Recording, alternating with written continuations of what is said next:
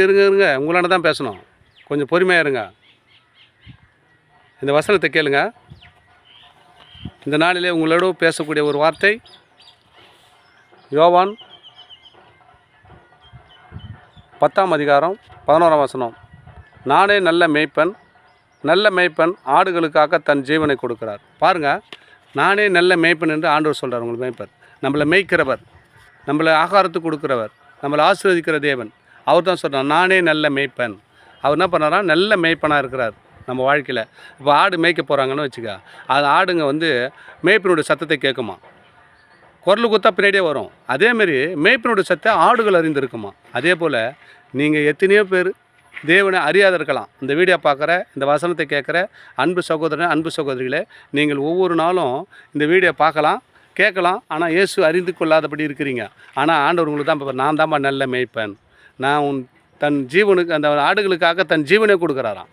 ஏன்னா என் பிள்ளைங்க, என் ஆடு போய் எங்கேயும் முதல்ல மாட்டிக்கூடாது, எங்கன்னா மடிஞ்சு புலி சிங்கம் கரடி அடிச்சிடக்கூடாது அப்படின்னு நம்மளை பாதுகாப்பாக மேய்த்து கொண்டு வருவர் அவர் மேய்ப்பன் தாங்க.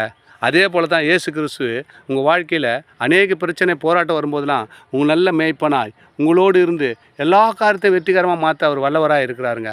அவர் தான் சொல்கிறாரு, நானே நல்ல மேய்ப்பன், நல்ல மேய்ப்பன் ஆடுகளுக்காக தன் ஜீவனை கொடுக்கிறான் அப்படின்னு சொன்னால், அவர் பாருங்கள், சிலுவையில் நம்மளுக்காக, நம்ம பாவங்களுக்காக, அக்கிரமங்களுக்காக சிலுவையில் தொங்கினாருங்க.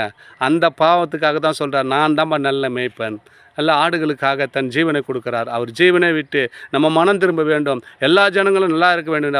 அவர் ஒருவராய். அப்புறம் கெட்டவனுக்காக அநேகர் மரிப்பது அரிது, நல்லவனுக்காக சில பேர் மறிப்பது ரொம்ப கஷ்டம்தான். ஆனால் பாரு, நம்ம பாவிகளாக இருக்கும்போதே அவர் நமக்காக சிலுவை சுமந்தாருங்க, ரத்தம் சிந்தினார். அந்த ரத்தம் தாங்க நீங்கள் சிலுவை சிந்தின பாவம் தான் நம்மளை சுத்திகரித்து இந்த நாள் உங்களோடு பேசி கொண்டிருக்கிற இந்த வார்த்தை.